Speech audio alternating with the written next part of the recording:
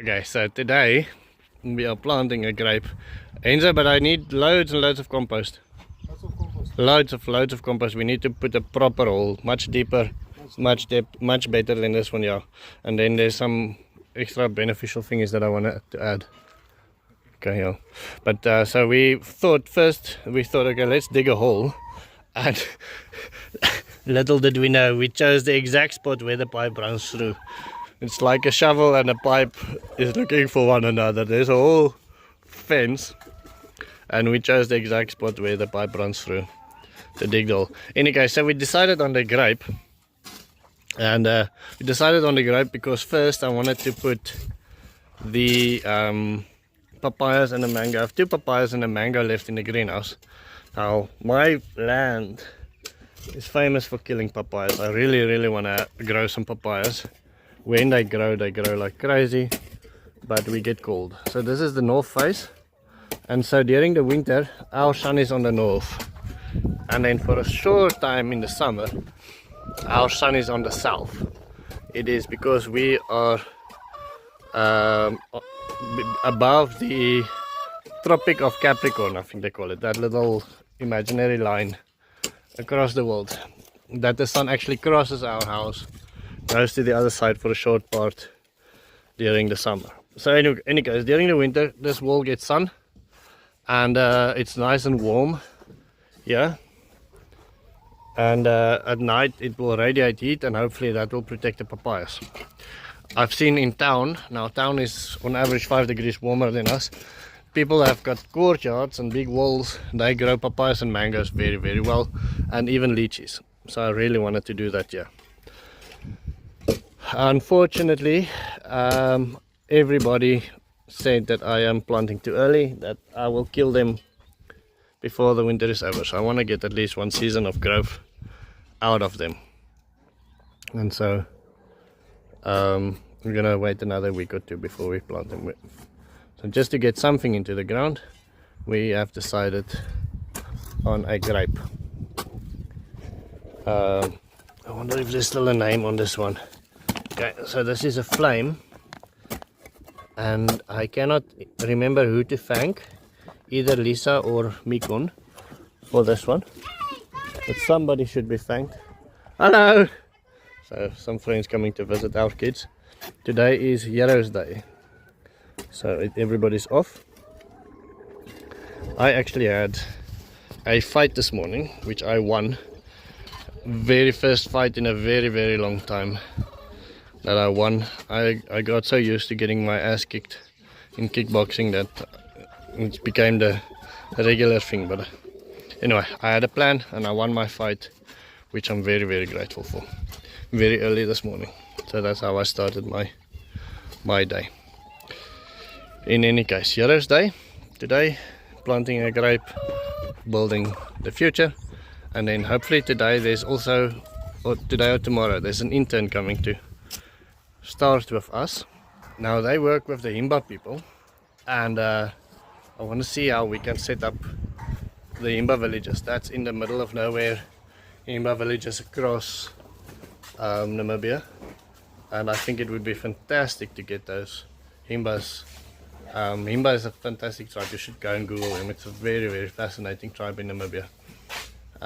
They're still very stuck to their culture, which is, I think it's so great that to be proud of your culture, and they've got a cool and very interesting culture.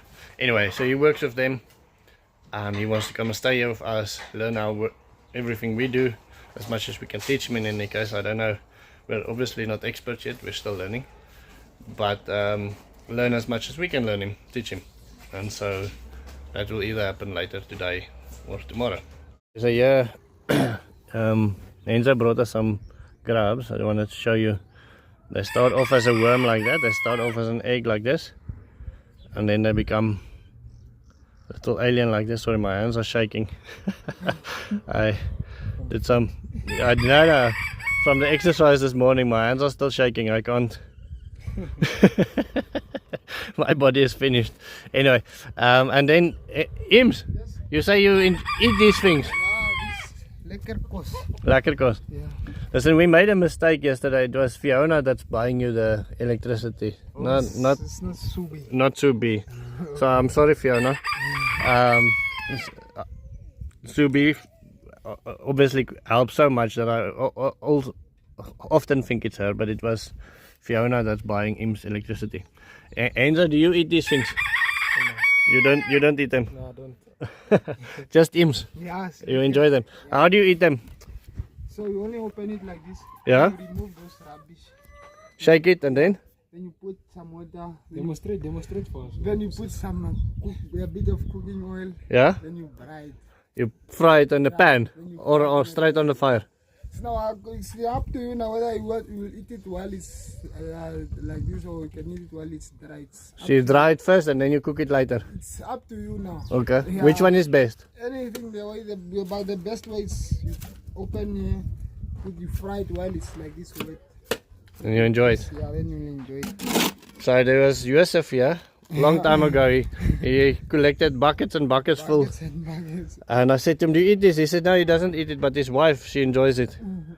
And I thought, if my wife eats these things, I'll never be able to kiss her again. It's like garlic. Either one must eat or none must eat, but both must eat or nobody must eat it. If only one eats it, how do you deal with that? Those are traditional food. Traditional food. Yeah. Lekker. Okay, Henzo, I think just sift it. Make sure we can put the red wigglers in the ground. You see the small red wigglers here? They can go in the ground. Yeah. But these grubs, we can either put them back or you can go and eat them. Or we can also feed them to the chickens. Yeah, but we must make very, very much sure that we don't put any of these with the grapes, because they will eat they will eat the tree. The grubs will eat the tree. So maybe get that sift from that we used to sift the compost with, and see. Oh, but this one is small. Huh? This here, but it's having small holes. No, the other one that we used for the buckets, that we fill the buckets of. Even that one, even that thing will work. Yeah, just. Very nice. Okay, and then just before we put the tree in, we're gonna put this bio rock in there. Still a gift from Lisa. We put one handful in just below, and that's a root builder.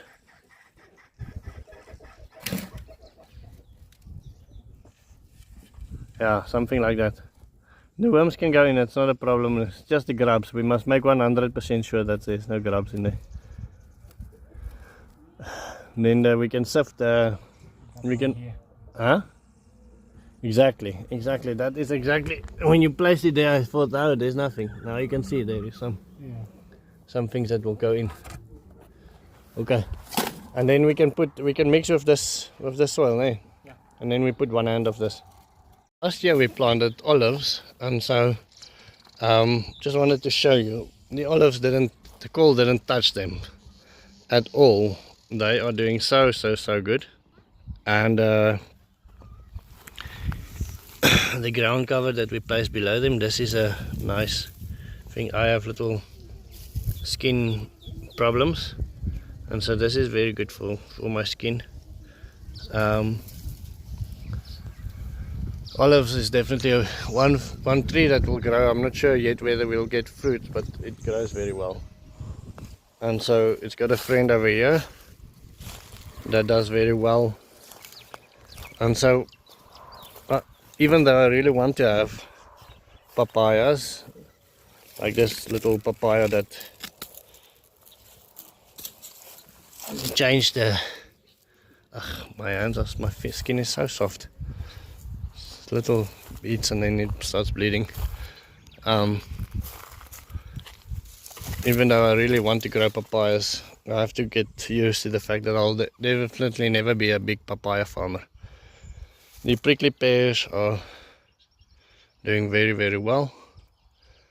I'd like to hear your advice. Do you think I should chop and drop all those plants growing between them, next to them, or should I leave them just the way they are? They go around this way. This is a small one that we planted last season, but you can see, well, during the season, there they are, nice and big, and they continue around it like that, wondering whether you think we should chop and drop all of this grass.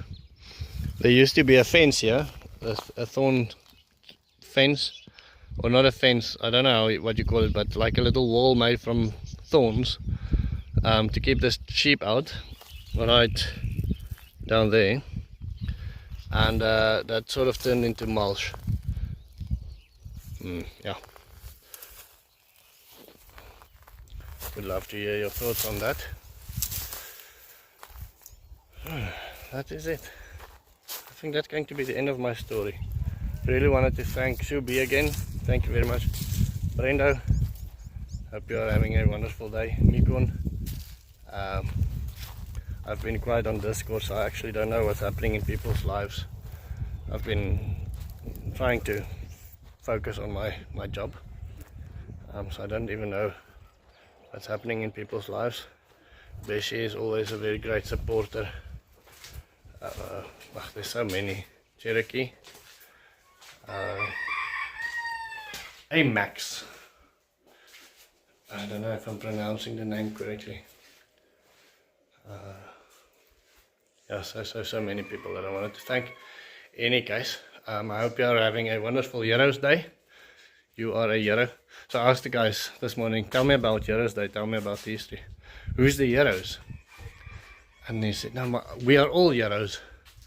So we are all heroes today, and you guys are my heroes. Have a wonderful day.